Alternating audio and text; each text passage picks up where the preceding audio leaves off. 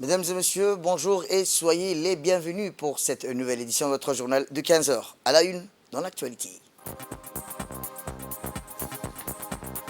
À la une dans l'actualité nationale, le chef de l'État, son Excellence Ismaël Omar Guelleh, a présidé les travaux de la 8e séance du Conseil des ministres en ce mardi 14 mai. Et dans l'actualité internationale au Kenya, inondation catastrophique à Garissa. Nous le verrons en fin de journal. C'était les titres. Merci si vous nous rejoignez. Eh bien, je vous le dis dans le titre, sous la présidence, son Excellence, M. Ismaël Omar Guelleh, président de la République et chef du gouvernement, a eu lieu aujourd'hui, mardi 14 mai, la 8e séance du Conseil des ministres où plusieurs questions étaient inscrites à l'ordre du jour. Lors de ce 8e séance du Conseil des ministres. Eh bien, comme je vous le disais, le chef de l'État avait présidé la 8e séance du Conseil des ministres en ce mardi 24 mai. Plusieurs questions étaient inscrites à l'ordre du jour lors de ce Conseil des ministres. Pour plus de détails, nous le verrons dans nos prochaines éditions et quelles ont été les questions qui ont été inscrites à l'ordre du jour lors de cette 8e séance du Conseil des ministres présidée par le président de la République, son Excellence Ismaël Omar Guelleh, en ce mardi 24 mai.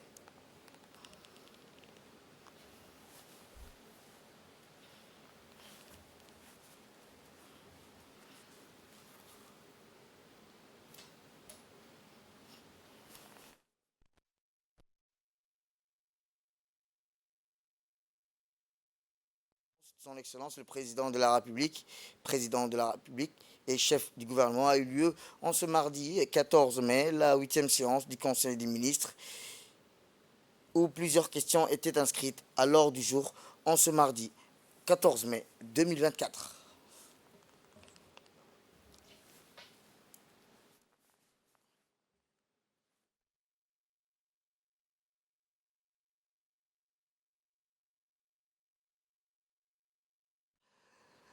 Le compte rendu qui nous sera donné lors de notre prochaine édition de 16 heures. Et en fin de journée et en fin de conseil,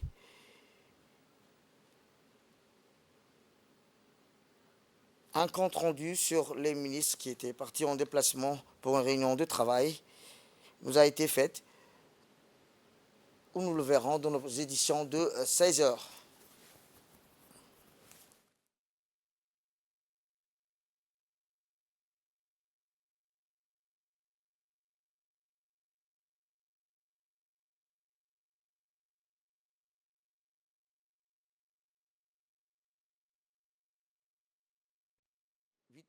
Lors de cette 8e séance du Conseil des ministres présidée par le président de la République, son Excellence Ismaël Omar Guelleh, chef du gouvernement, en ce mardi 14 mai 2024.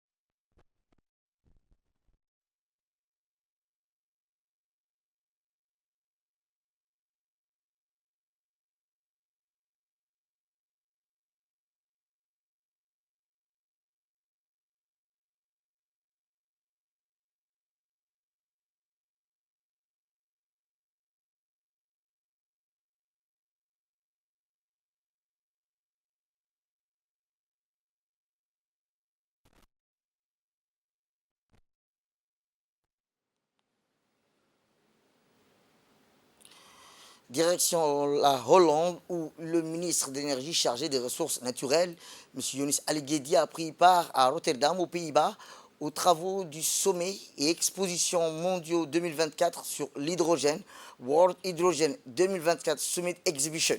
Ainsi, le ministre représente en effet la République de Djibouti à cet important événement à la tête d'une délégation composée de son conseiller technique, M. Mahdi Ouabri Hassan, du directeur de l'énergie, M. Goulet Ahmed Mohamed Jama, organisé par le Conseil de l'énergie durable en étroite coopération avec le gouvernement néerlandais, la ville et le port de Rotterdam et la province de Hollande méridionale. Ce sommet, le plus grand événement mondial sur l'hydrogène, est un rendez-vous incontournable des acteurs clés de la filière hydrogène mondiale. Elle rassemble plus de 2000 délégués de haut niveau venus du monde entier, dont des ministres d'énergie, des PDG, des représentants des organisations internationales, ainsi que des investisseurs.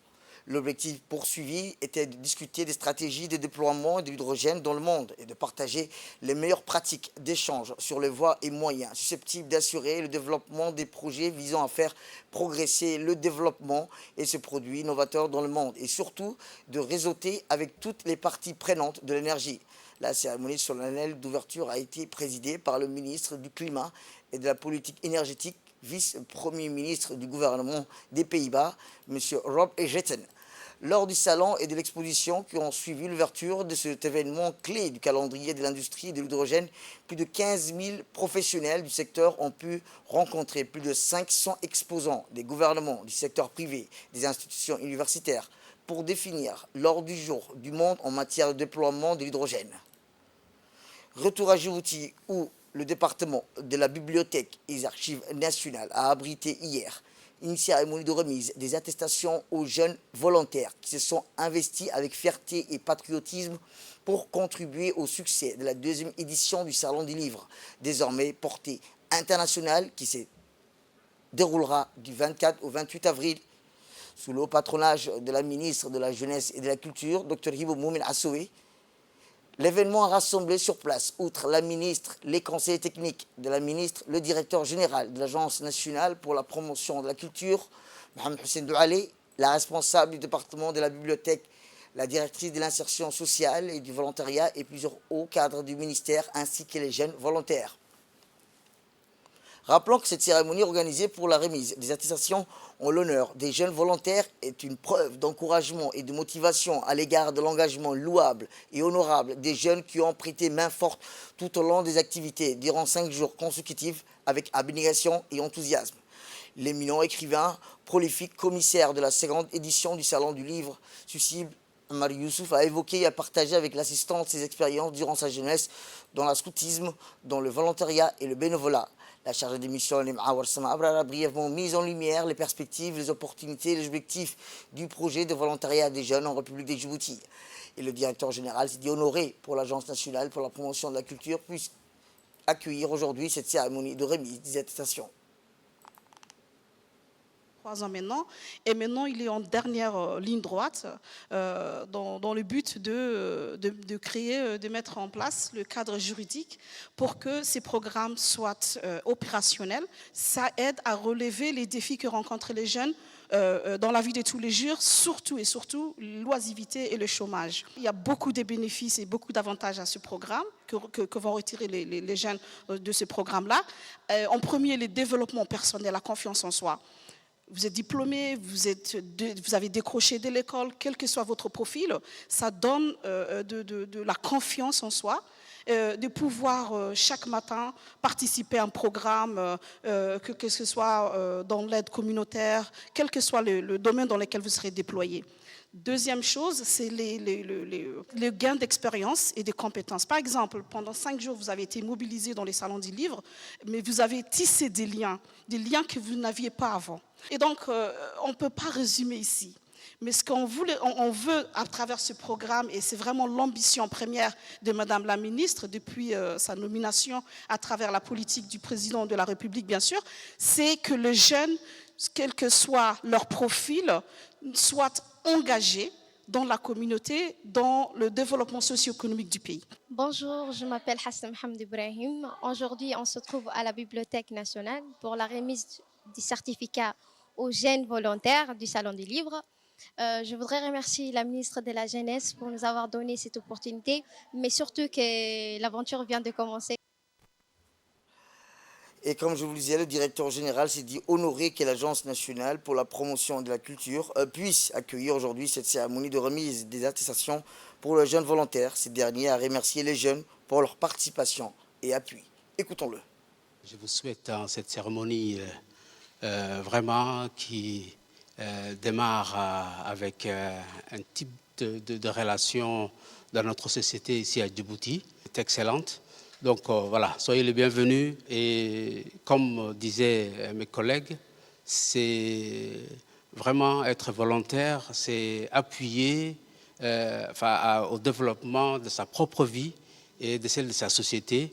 Je pense que c'est une très très bonne chose, quelque chose qui n'a jamais été légiféré, va être depuis, avec son Excellence Madame la Ministre. Donc félicitations, bravo à tous les volontaires et à ceux qui ont aidé à ce que les salons se passent dans de bonnes conditions. Je vous remercie. Eh bien, pour sa part, la ministre de la Jeunesse et de la Culture, Dr Hibo Moumin Assoué, s'est d'abord félicitée de présider cette cérémonie de remise des attestations dont l'essence profonde suscite notre soutien pour un acte digne d'être valorisé, le volontariat, a précisé la ministre. Voici un extrait de son discours.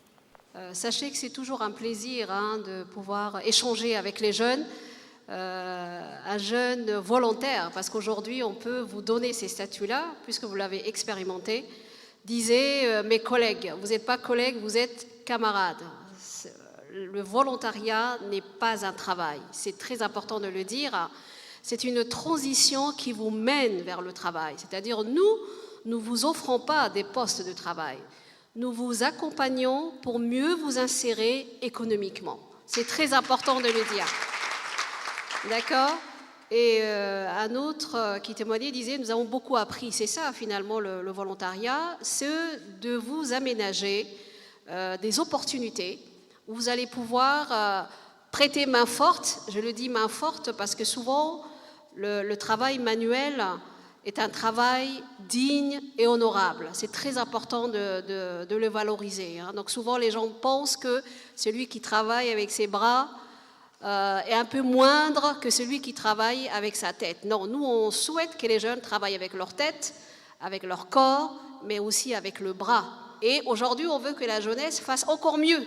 On veut que vous deveniez de génies et on veut que vous utilisiez toute votre créativité pour pouvoir profiter de ces occasions qu'on vous offre. Nous on vous offre des occasions où vous allez être en contact des gens, des véritables professionnels dans de métiers qui existent depuis longtemps, mais aussi dans des métiers nouveaux.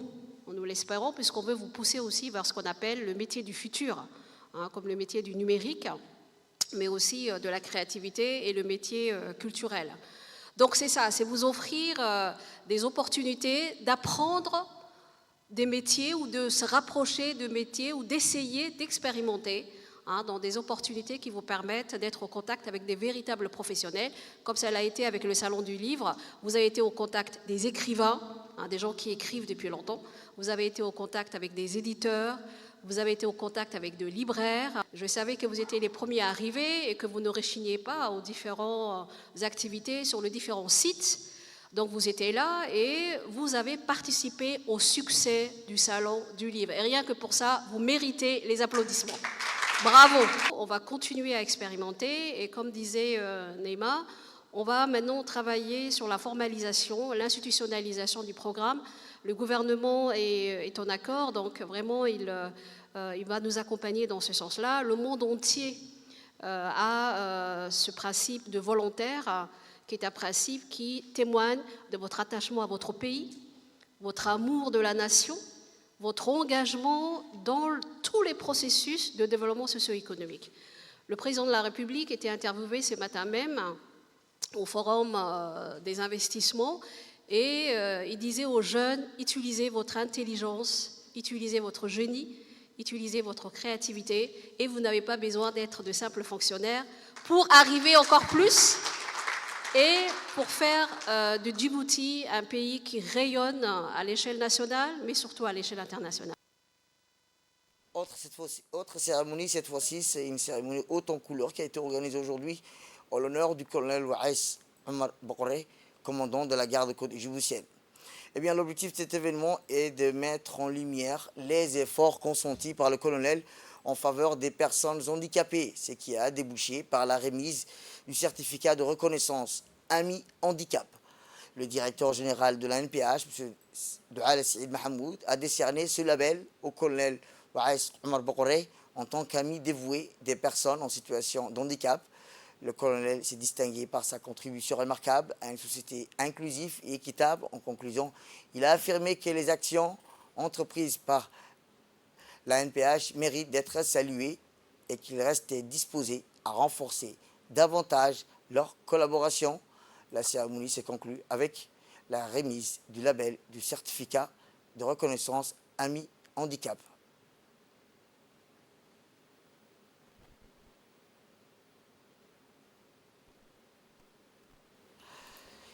Eh bien, le colonel a exprimé ses remerciements, en particulier envers le directeur général de la NPH et son équipe. Il a souligné son engagement constant pour la protection des droits des personnes vulnérables, en particulier des personnes handicapées, en se référant aux préceptes de notre religion qui enseigne que c'est lui qui soulage un croyant d'une difficulté, Allah le soulagera des difficultés du jour du jugement.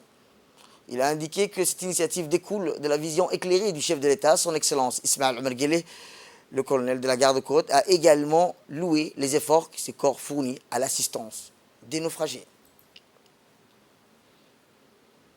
De son côté, le directeur général de la NPH a exprimé sa gratitude au nom des personnes en situation de handicap envers le colonel, tout en soulignant qu'il est le premier haut gradé à recevoir une telle distinction. Il a également mis en avant son engagement continu en faveur de l'employabilité des personnes en situation de handicap, tout en soulignant le rôle social important des militaires dans la société. Le directeur général a continué à encourager le colonel et a appelé à suivre son exemple. La cérémonie de remise des labels AMI Handicap s'inscrit dans le cadre de la promotion, la participation, l'intégration et l'égalité des chances des personnes handicapées. Cette reconnaissance témoigne des efforts constants du groupe pour créer un environnement de travail inclusif, soulignant l'importance de l'inclusion du handicap dans les politiques de recrutement de travail, a-t-il indiqué le directeur général de la NPH.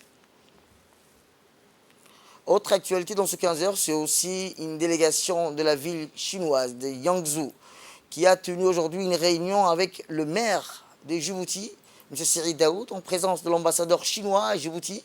La délégation composée des représentants commerciaux et entrepreneurs est arrivée à Djibouti pour une mission d'affaires de plusieurs jours afin d'explorer divers domaines d'investissement avec les autorités locales. Lors de la réunion, le maire de la ville de Djibouti, Siri Daoud, a accueilli chaleureusement la délégation et a exprimé sa volonté de renforcer les liens économiques entre Djibouti et la Chine. De son côté, l'ambassadeur chinois a salué les efforts de coopération entre les deux pays et a encouragé les entreprises chinoises à explorer les opportunités d'investissement à Djibouti en mettant en avant les avantages géographiques et économiques du pays.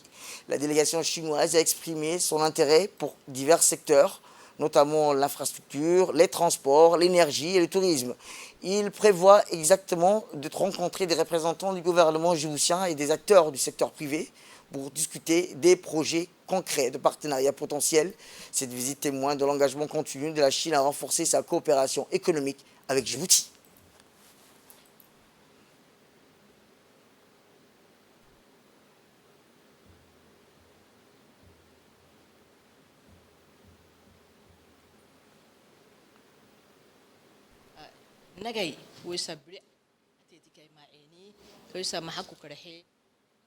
Eh bien, le maire de la ville de Djibouti, M. Siri Daoud, a souligné le potentiel économique de Djibouti en tant que plaque tournante régionale pour le commerce et les investissements. Écoutons-le. Je voudrais réitérer mes remerciements pour le maire adjoint de la ville de Yangzhou qui a fait tout selon ce déplacement dans le cadre de renforcement de la coopération décentralisée entre les deux villes que nous avons signé depuis l'année dernière, un jumelage, une coopération de développement entre les deux villes. Aujourd'hui, je peux dire, on va ouvrir le premier entrepôt d'outre-mer de la ville de Yangzhou cet après-midi à la Free Zone. C'est pour dire que voilà, les premiers fruits d'une année, nous l'avons déjà établi et un modèle, un exemple pour le renforcement de la coopération décentralisée. Et c'est dans cet esprit-là qu'on voudrait développer sur la feuille de route et les instructions que le chef de l'État, le président de la République, nous a ordonné de développer les relations entre le peuple et les villes des pays amis. Nous sommes en très bonne relation avec la République populaire de Chine et Djibouti, c'est notre premier partenaire économique. Je crois Et je demanderai aussi, comme il l'a réitéré et demandé le ministre de la décentralisation hier, que les autres régions de la ville de Djibouti, les communes aussi, développent des relations avec les villes de la République populaire Chine, qui est un pays ami de la République de Djibouti. Sans transition, la délégation chinoise présidée par le maire de la ville de Yangzhou a marqué une étape significative en inaugurant un entrepôt en collaboration avec le maire de Djibouti. Eh bien, cet événement témoigne de l'approfondissement des relations entre la Chine et Djibouti, renforçant ainsi la coopération économique commerciale entre les deux nations. L'entrepôt situé à Balbala, dans un placement stratégique, devrait jouer un rôle crucial dans le développement économique de Djibouti et renforcer sa position en tant que plaque tournante régionale du commerce. Doté des technologies de pointe et des capacités de stockage importantes, il offrira des infrastructures modernes pour faciliter les échanges commerciaux, stimuler la croissance économique et locale. Cet événement marque une nouvelle étape dans la coopération sino-djiboutienne et témoigne de l'engagement des deux parties à renforcer leurs relations dans divers domaines. Alors que la Chine continue d'investir dans des projets d'infrastructure à Djibouti, le pays devient de plus en plus un centre névralgique pour le commerce et la connectivité dans la région.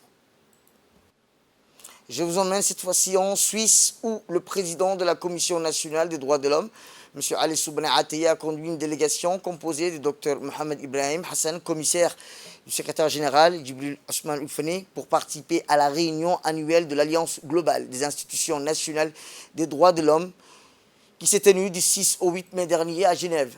Le thème central de la conférence annuelle a été les entreprises et les droits de l'homme et le rôle de l'UNDH avec l'adoption d'une déclaration par les membres participants.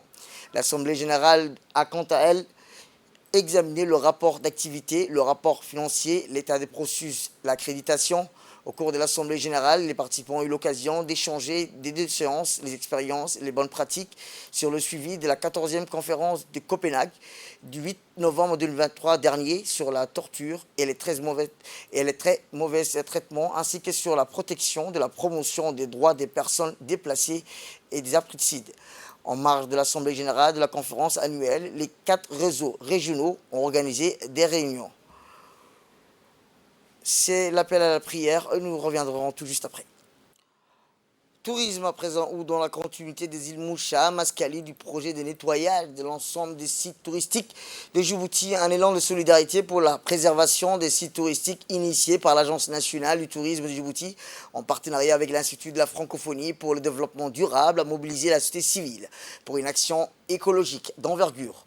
La journée de nettoyage de la mangrove, de Godoria, de la plage, cette initiative qui s'est tenue hier dans la région du Nord, à savoir la région d'Obok, a vu la participation active du directeur de l'Agence nationale du tourisme de Djibouti, Osman Abdi Mohamed, du préfet d'Obok, Moussa Al-Migani, ainsi que du président du conseil régional.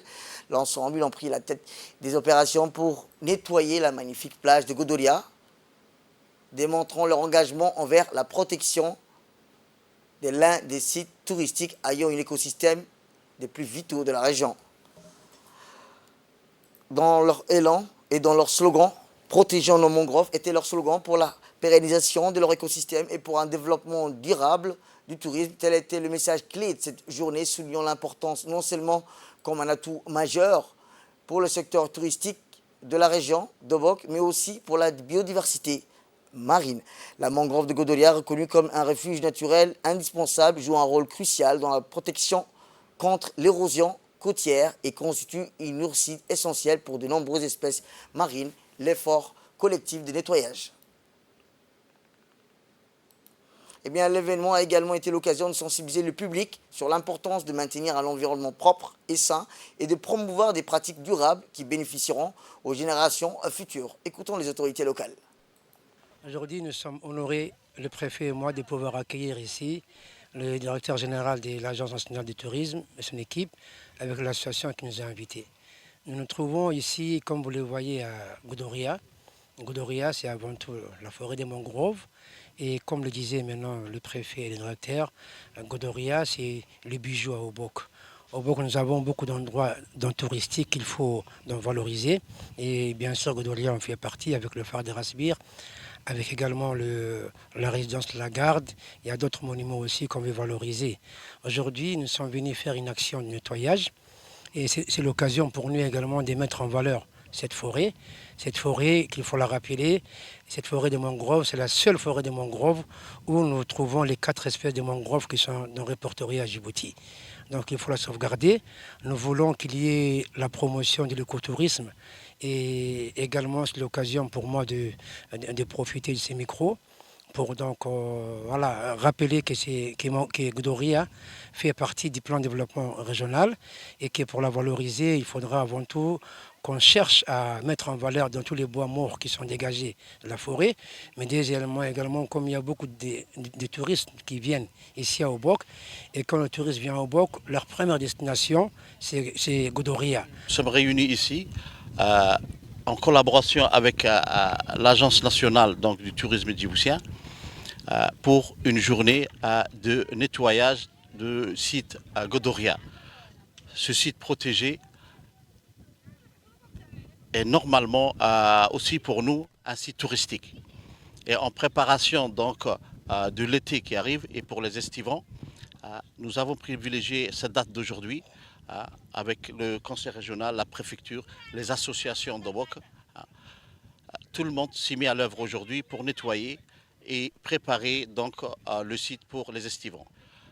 Notre deuxième objectif, c'est de promouvoir le tourisme dans la région d'Obok. La région d'Obok a une potentialité donc énorme pour le tourisme. Et c'est ça ce que nous voulons donc mettre en avant et surtout visibiliser. Écoutons à présent le directeur général du tourisme. Très content aujourd'hui d'être présent ici dans la région de Godoria, à Obok. Godoria, c'est un site touristique d'importance capitale pour le développement de la région d'Obok. Comme le préfet avait dit, c'est un site que nous devons promouvoir à nos concitoyens, leur montrer, leur inviter à venir séjourner ici. Vous avez vu, les mangroves sont là, les mangroves sont des vrais viviers pour les espèces qui y vivent. Et nous avons tous cette belle nature que nous devons promouvoir et nous sommes très honorés d'accueillir tous nos Djiboutiens à découvrir cette belle région. Et je vous le disais dans le titre, le bilan des inondations qui ont frappé le Kenya s'est alourdi à 277 morts, a annoncé hier le porte-parole du gouvernement, Issar Amoura. Dans un communiqué, Issar Amoura a annoncé que 411 000 personnes ont été affectées, à 58 000 autres placées par les inondations dans le comté de Nairobi. Cette communication intervient alors que les écoles ont finalement rouvert leurs portes lundi après des multiples reports dus à des graves inondations initialement prévues le 29 avril.